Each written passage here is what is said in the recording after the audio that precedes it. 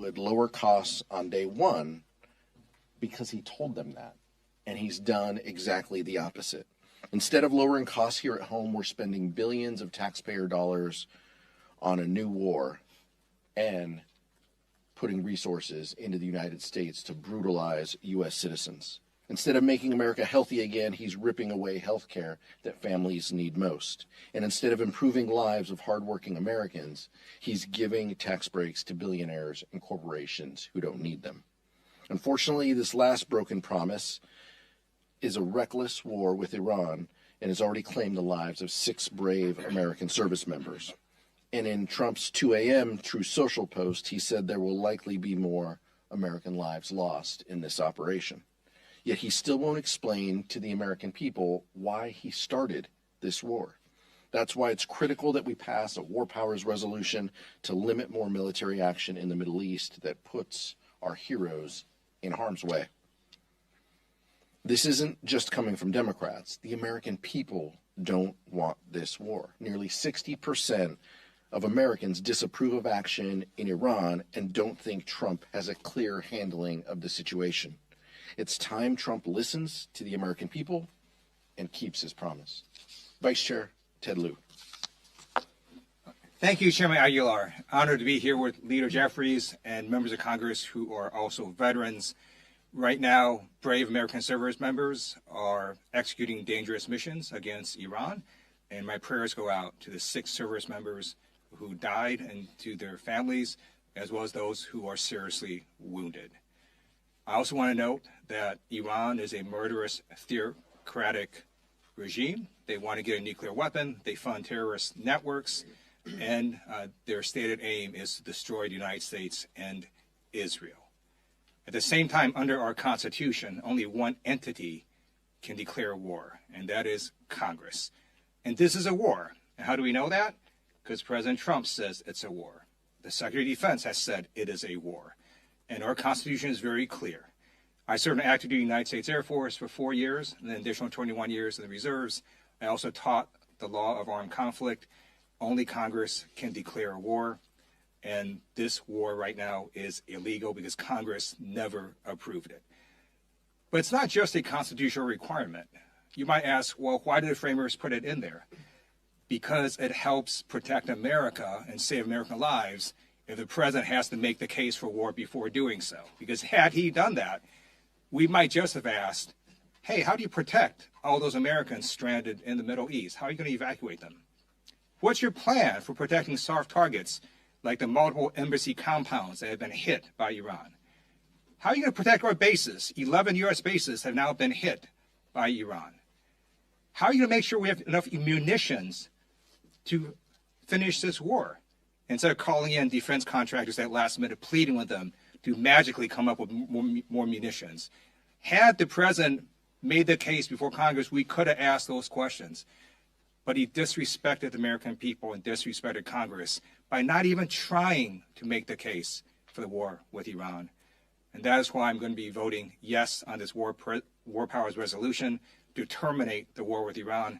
And then what needs to happen is the administration has to make the case for war, bring back an authorization for the use of military force, and have Congress vote on it.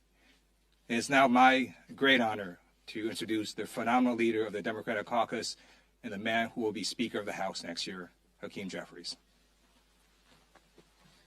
Good morning, everyone. Let me thank Chairman Aguilar and Vice Chair Lieu for their incredible leadership of the House Democratic Caucus, the districts that they represent, and of course the nation, and for convening us here today. I'm particularly thankful to be joined, of course, by those who have served our country in uniform, as Ted has done.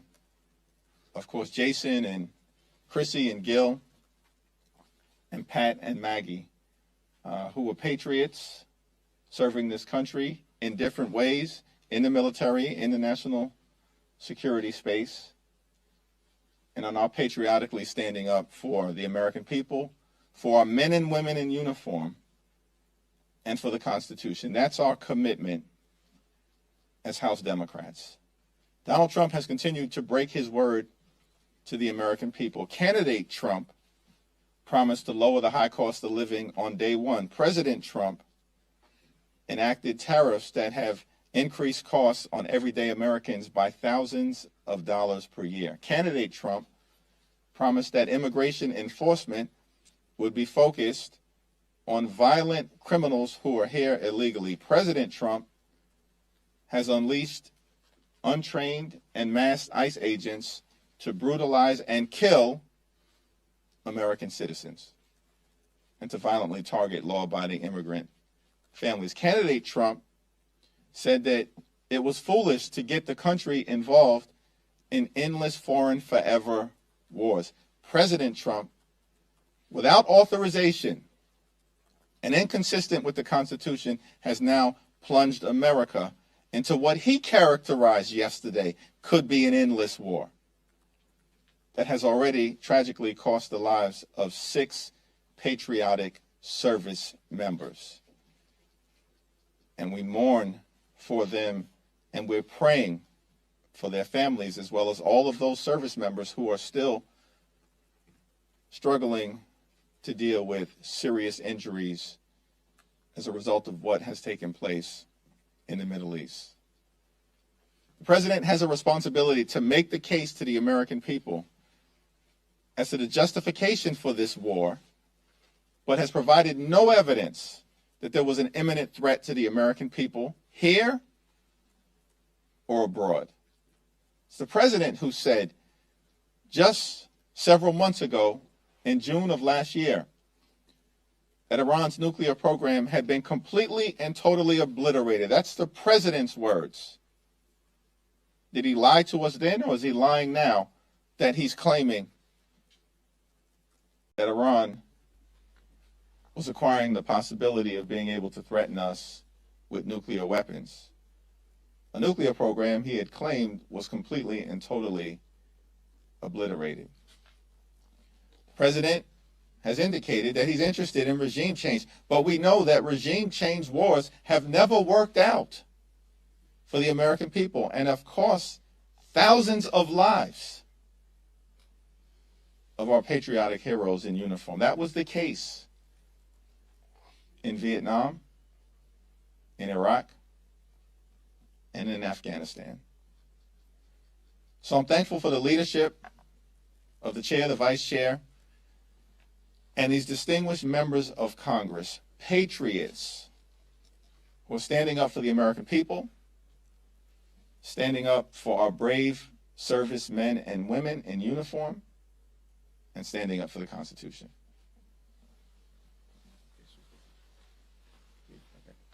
It's now my honor to yield to one of those patriots who has served the country admirably, heroically, and bravely in multiple theaters of war, and is now doing so, serving this country as a distinguished member of Congress representing the great state of Colorado, the Honorable Jason Crow.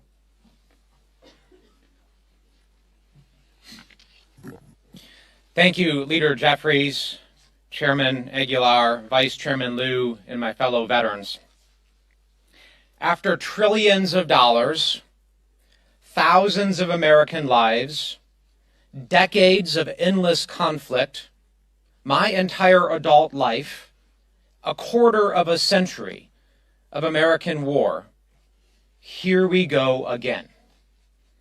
Donald Trump campaigned on ending the wars because he knew at the time that that's what Americans wanted and still want. And yet here we go again.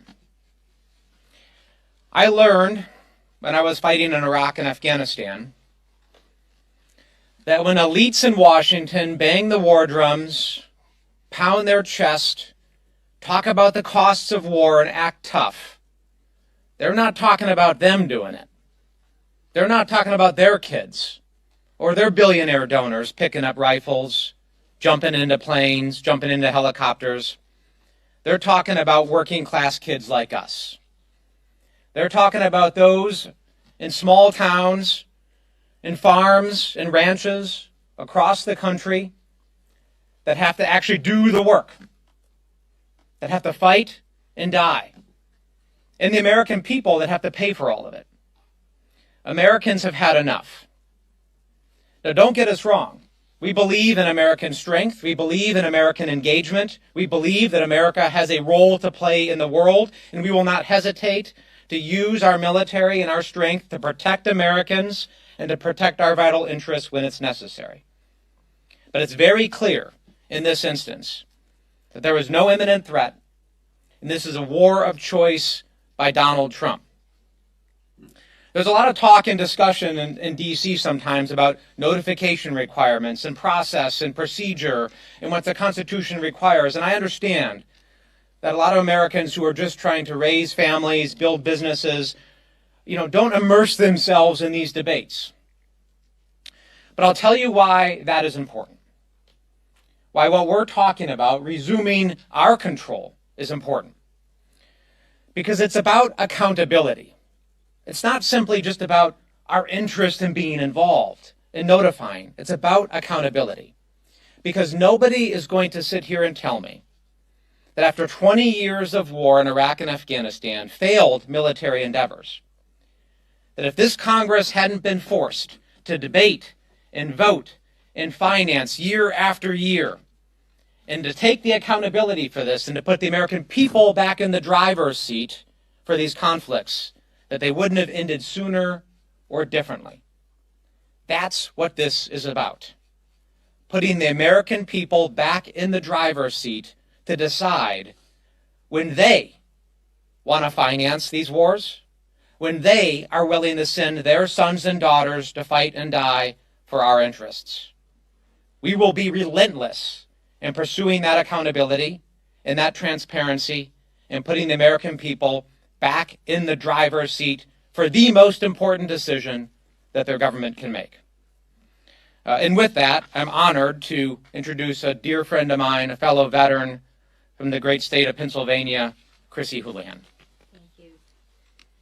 Thank you, Jason. And I think what you'll hear from all of us is I'd rather not be standing up here. We'd rather not be standing up here seeing history repeat itself and certainly rhyme again. Because before any president sends Americans into war, the American people, as Mr. Crow was indicating, the American people deserve some answers. They deserve the privilege of asking the questions. They deserve to know why we are engaging in this way. They deserve to know why now are we engaging in this way. They also deserve to know what the objective is. What are we aiming at? What does success look like? What is our end game?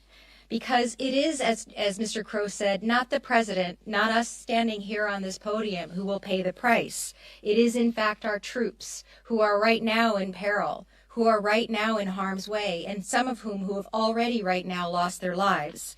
It's also our military families who are sitting at homes right now wondering if their loved one is safe or in harm's way. It is the taxpayers as well. And it's communities like mine and like yours who deserve to know the answers to these questions, not after they happen, but before things happen. And that is why, even though it seems really wonky and procedural, that it matters, that Congress matters at times like this. Because this is not an abstract process. This is because we are literally elected by the people, for the American people, to be the American people's direct voice in decisions like this. The American people, my community, should demand that I am on the record on this. They should demand that I have an opinion and a voice on this issue. If you call my office right now, a real person will answer the phone. And every single day we talk to parents, and every single day we talk to veterans, and every single day we talk to people who might be asked to fight and die, or whose family members might be asked to fight and die. And they deserve to know for what. I don't, certainly, and many of my colleagues have made it clear, mourn those leaders who have supported terrorism for decades. I am clear-eyed about the threat that Iran is. But eliminating bad actors is not the same thing as having a strategy. And as importantly, abandoning our own values and our own rules of engagement is also not the same thing as having a strategy. Doing so destroys this American covenant that we have entered into together, while inviting targets of our actions to return the favor in the future. War is not a reality show. There are no retakes. There are no stunt doubles in this case. There are only consequences and those consequences are measured in American blood and treasure. Our service members deserve a mission that is worthy of their courage, and the American people deserve a say. And the President owes us all a clear plan. Thank you for the opportunity to speak with these amazing colleagues of mine. It's my privilege to yield to another amazing colleague of ours, Representative Pat Ryan from New York.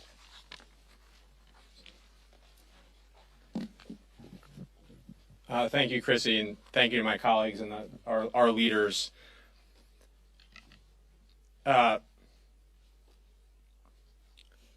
think for all of us, this is certainly personal,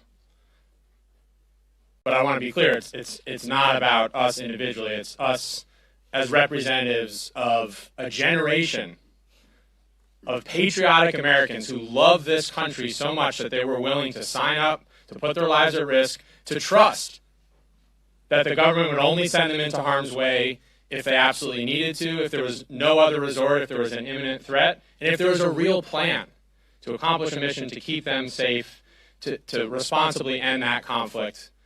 And that trust has been shattered over and over this year, starting a few days into this year in Venezuela, and now adding insult to injury, starting what is clearly a war, despite all the lies and mistruths from the administration. And I understand and I acknowledge that a lot of the American people and the coverage has been about process and, as my colleagues were saying earlier, theoretical, intellectual war powers and so on. But we need to be very clear. This is not about process. It's foundational and fundamental. It's about people, the American people whose voices have been fully absent and fully disregarded and disrespected. In my district, which is one of the most purple in this country, when I talk to folks, especially this weekend, but for the last several years, there's two things that almost every American agrees on. We need our government to lower our costs, and we need our government to stop getting us into open-ended regime change wars, especially in the Middle East. Both of those, obviously, promises that the president explicitly ran on have been broken and is a straight-up betrayal of the people with no accountability so far. On the cost front, not only are we not investing in lowering costs for people on health care, lowering costs for people on housing and food and groceries and utilities, we're also raising the cost. I mean, the price of gas is already skyrocketing. We know the Iranian regime is deliberately focused on driving that up to hurt all of us and especially the American people. And I'm sure many have already seen there's already a tracker running. And if you haven't, I would point you to it, tallying minute by minute the multi-billion-dollar cost already to this illegal war and operation. So rather than lowering costs, costs are up and they're going to only go up. And again, rather than ending wars, the president has started two this year. And just very briefly, we're not even talking about Venezuela anymore because I know we've been overcome by all the chaos in abject failure. I mean, they replaced one dictator with another, and now Trump's talking about potentially doing the same to the degree he has any coherent plan in Iran. So we as Democrats, as patriots, are focused on lowering costs, stopping wars. That's what this vote is about tomorrow, and that should not be a partisan issue. And just the last thing on a personal note, if I hear one more chicken hawk who's never served a single day in uniform sitting in a gold-plated office in D.C. or in Mar-a-Lago or anywhere else try to talk tough, having never seen what war is about, I'm going to lose my mind. And we're going to hold them accountable. We're going to call out their BS every single time. And when we do that, the American people will certainly be with us because that's where they wisely remain. And again, thank you for the opportunity and thank you to my colleagues. It's now my honor to represent my Navy brother from California, Gil Cisneros. Thank you very much. Good morning, everybody. I'm Congressman Gil Cisneros, representing California's 31st District, and I'm I'm glad to be here with my colleagues. I'm a Navy veteran, member of the House Armed Services Committee, former Undersecretary of Defense at the Pentagon, and I stand here today to condemn this Trump administration's reckless and unconstitutional military action in Iran. Saturday, our country woke up to the news that we are at war with Iran. The news came from the same president who campaigned on no more wars, and the same one who bombed Venezuela just 2 months ago, and just yesterday authorized action in Ecuador. Now, who knows what other country will be next? But despite what you may think, Donald Trump does not have the ability to declare war. Our military is not Trump's private army. Our national security and the safety of our service members overseas are not the president's to play with when he's in the mood for a conflict. These are real lives on the line. We have already lost 6 courageous service members in this unauthorized war, 6 families whose lives will be changed forever. My thoughts go out to those families and loved ones and the service members that we have lost. I've heard nothing from this administration that justifies engaging in conflict in the Middle East. Donald Trump doesn't care. He spoke for 5 minutes at a White House ceremony about the war before he started talking about the drapes he picked out. He continues to prove time and time again that he doesn't care about the safety of our families, of our citizens, our troops abroad, or anybody. America cannot afford another aimless and endless war because of the ego of one man. We must pass the bipartisan War Powers Resolution now to rein in Trump's deadly overreach for the safety and security of every American. Thank you. I now recognize my fellow Navy vet, Maggie Goodlander from New Hampshire. Well, I want to thank our caucus leadership and my colleagues for being here today. We're here because President Trump launched a war of choice, a war for which he has no clear reasons. It's a shifting set of rationales that are dizzying and insulting to every freedom-loving American. He did so with no clear plan or path to victory. He did so with no endgame. He cannot, has not, I hope he will, but he simply has not answered the most fundamental question of how does this end? We're here today because we understand that war is hell. And we understand, as one of my heroes, John McCain, used to say, that only a fool or a fraud could sentimentalize the cruel realities of war. Well, only a fool or a fraud could forget who pays the price, who bears the costs of war. It is our men and women in uniform who have been sent into harm's way, and we pray for their safety, we pray for their success, and we mourn the loss of the lives of 6 American patriots who gave their last full measure of devotion in this war.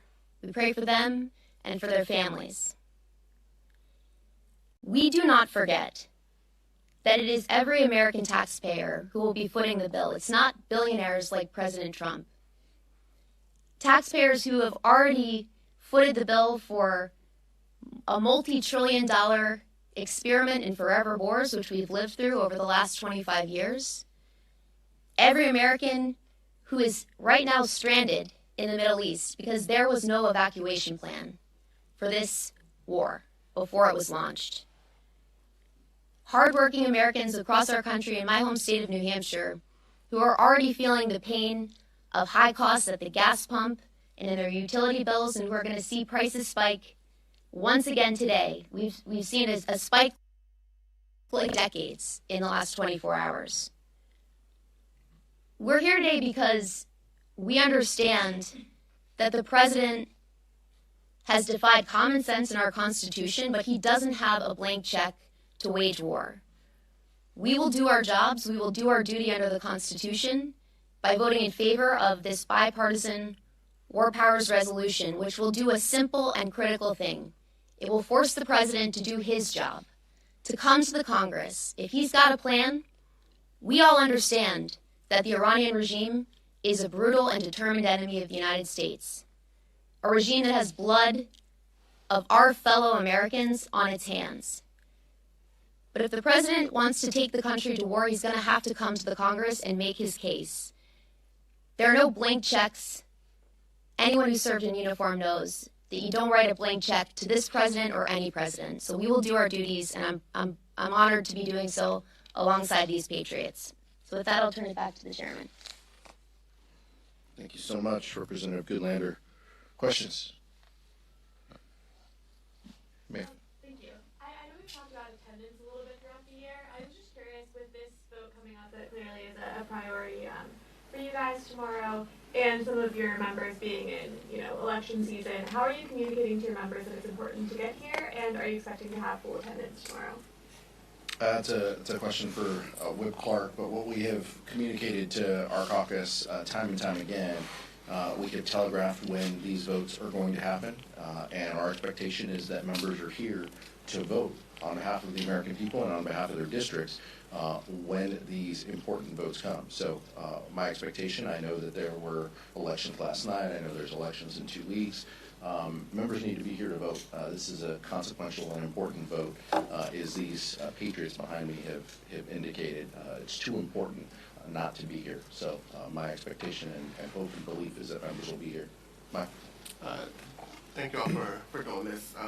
This week is a 2-day work week for you all. Your session will be in recess next week. So many of your members told me coming out of the briefing yesterday that they came out with more questions than they did going in. Can you just kind of speak to the context of going to your districts next week? I'm sure your constituents will have questions about what's going on and not having the answers that a lot of you all were looking for, but also just not being here to continue to have this debate, in Washington, to continue to, ask Republican colleagues to join you in holding the administration accountable. Can you just speak about kind of the schedule as this is occurring right now? Look, if this was a priority, if Republicans cared about genuine oversight or just merely asking questions of the administration, we would do more classified briefings, and we would cancel recess and be here debating and discussing this. The members behind me are on committees from Judiciary to Armed Services to Intel. These are important positions right now in this time, in this moment, with these votes in front of us, and with our country on this war footing by the president's own words. So it's important that we're here to exercise our ability to ask these questions. We're in the minority. We don't set the schedule. But if Speaker Johnson was serious about asking tough questions and not just giving the president a blank check for these operations, he would keep us here, and every member behind me would be here as well. I'll yield to the vice chair and then Chrissy. Chairman Aguilar is absolutely right. We should be here to ask the questions of administration, but it's not just that the administration isn't answering questions; they're just lying. So we know that the rationales for why they entered this war keep shifting. It was about nuclear weapons, then it was about regime change, then it was about threat reduction, then it was about preventing a preemptive attack, then it was back to regime change, and that was all on a Sunday. And then the next day, on Monday, Secretary of Defense says, no, this is not about regime change. And so we don't really know why we're at war with Iran, and the administration needs to make their firmer case for war, put an authorization for use of military force for Congress to vote on, but they can't just launch us into war without any rationale. And again, that's why we're standing here saying we're going to vote yes on this war powers resolution to terminate hostilities with Iran until the administration makes their case. I want to add to that, because you probably recall that I have had my fair share of words with our Speaker, the Speaker of the House, who is the Speaker for the entire House. And I have a certain amount, not even a certain amount, an enormous amount of disdain for him at this point in time, because it's his responsibility to bring us into Congress, to make us be able to be here, to be able to have votes, to be able to have conversations. And he has abdicated that responsibility, unfortunately, on behalf of all of us. And that also trickles down, evidently, to the chairman of different committees that you mentioned. Intelligence has been completely MIA. Chairman Crawford has declined and denied and canceled meeting after meeting after meeting in the Intelligence Committee and hasn't asked for the information that must be available, or at least should be available to Intelligence Committee members. Similarly with the Foreign Affairs Committee, Chairman Mast is an embarrassment, I have to be honest. The fact that he has canceled Foreign Affairs Committee hearing meetings as well is another indication that they are completely abdicating their responsibility, the constitutional obligation of the Congress. And as a result, are anointing or appointing President Trump as a king. I want to ask about DHS funding. Republican leaders were up here a second ago talking about the risks that the DHS shutdown poses the longer this war goes on. Are Democrats going to oppose DHS funding as this conflict continues? Yeah, we'll continue to oppose this terrible homeland bill because they're trying to use ICE and CBP money against U.S. citizens. They've already killed 2. Their policies are the problem. But keep in mind, and this is just the height of politics, and I realize what the speaker and his leadership team are trying to do. If they were serious about threats and our homeland, why would they try to cut CISA, cybersecurity, 50%, which Democrats stood up for, as saved those cuts from happening in our funding process. So these are folks who are not serious, but these agencies still have the resources to exist. They made sure of that with H.R. 1, including $75 billion additionally for ICE. They can live off of that, but I personally am a supporter of Rosa DeLauri's bill and plan that would create kind of a check on DHS, slide off ICE and CBP, let us continue to discuss, debate, and even argue about those while greenlighting funding for FEMA, TSA, CISA, Secret Service, and the other agencies that are affected within DHS. The Speaker controls the ability. He can put that bill up now, and I would all but guarantee that bill would pass. He's choosing not to do that. He is choosing to engage in this fake fight to try to make a point, and using war as a reason to try to score political points because they know the American people are not with them. Not with them on DHS funding, not with them on weaponizing ICE, and not with them on this war that the President has led us to. Representatives Crow and Representative Crow. I want to underscore the tremendous risk that this administration and congressional Republicans have put the American people in right now. At a time where the terrorist risk against the United States and against Americans, both at home and abroad, has just shot through the roof. Unbelievable levels of risk against Americans now as a result of terrorism and cyber risks. At the same time that has happened, they have taken vast quantities of our FBI agents, of our Homeland Security investigation agents, and others with the expertise and the mandate to conduct counterterrorism investigations and operations and cyber operations, and they have shifted those folks to their ill-conceived immigration policies. So we are calling on them immediately to pull those personnel off of their ill-conceived immigration policies that are brutalizing and terrorizing the American people and put them back on counterterrorism and cyber operations. Right? They put a recent college graduate with zero experience in cyber operations in charge of one of our nation's most important cyber entities. It's madness, and it's putting the American people at great risk. We call on them now to fix it and to do what's necessary to protect the American people. Thank you. The Department of Homeland Security has taken this money and used it to send anonymous mass federal agents to terrorize communities. It's resulted in at least 3 Americans who were killed by these masked agents. It's resulted in DHS agents illegally conducting surveillance on Americans who are exercising their First and Second Amendment rights. It's resulted in these agents arresting people who should not be arrested. And then Secretary Noem has engaged in corruption and spent hundreds of millions of dollars on a luxury jet fleet with a really beautiful bedroom. I'm going to be voting no on the DHS funding for this illegal and unconstitutional conduct. Secretary Noem is appearing before the Judiciary Committee in which I sit. I now have to go leave to question her. Thank you. Thank you. So on attendance again, Mike Johnson has had an attendance problem in the last couple months, and last night's election really solidified that there are Republicans that are not going to be here next year. I mean, Wesley Hines, of course, he already missed a bunch of votes. Dan Crenshaw lost his primary. Chip Roy is headed to a runoff. Do you think this could exacerbate Johnson's attendance problems? And further, do you expect that there will be more instances of what happened last month of Johnson essentially holding a vote open for a long time while he waits for Republicans to get to the Capitol?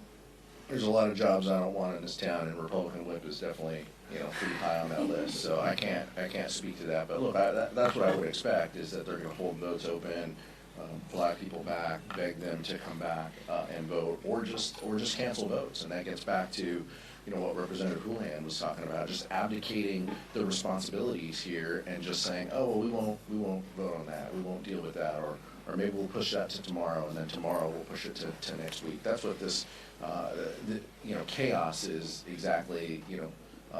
The card that Mike Johnson plays time and time again, and it's because his folks don't care about governor. I have two questions. Spain has just banned the United States from using military bases against Iran. President Trump said he will cut off trade with Spain. What do you think about that? And the other question is, the President Obama, he bombed more countries than President Trump. Did you protest for these wars? Nearly 2,000 US military were killed in the Libya war. For example, Obama didn't ask Congress for authorization. What do you think about that? Yeah, I think these are different conflicts but look, what I would remind you is, we were briefed yesterday by Marco Rubio, who screamed at the top of his lungs when he was senator about the importance of Congress playing a role in these authorizations. It's interesting that his tune changes. With respect to Spain, we'll continue to get briefings. These members behind me get military briefings. As a defense appropriator, I'll continue to get briefings. We're concerned about how our allies are responding, and we're keeping in touch, and we're being very mindful of what the future holds with respect to our allies. Thank you. Last question. Yet some Democrats are sponsoring an alternate war powers resolution. Are you concerned at all that will siphon votes away from the resolution of this week? No, I think that this resolution will have the vast majority of Democrats supporting it.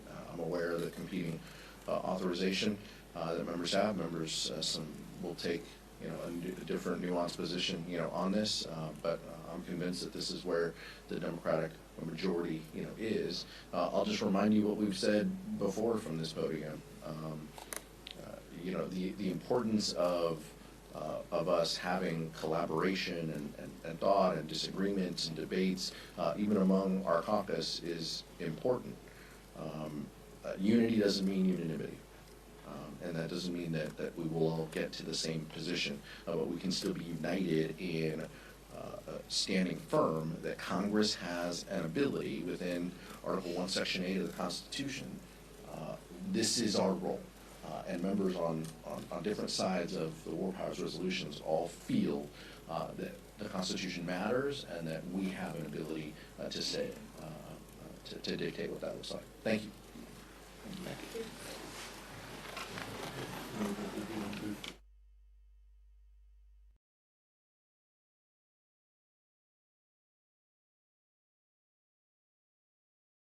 So this is up to date, right? Mostly. At my last job, we used this tool called Scribe for onboarding. Honestly, it makes everything so much easier. Scribe, what's that? It's a tool that creates step-by-step guides while you're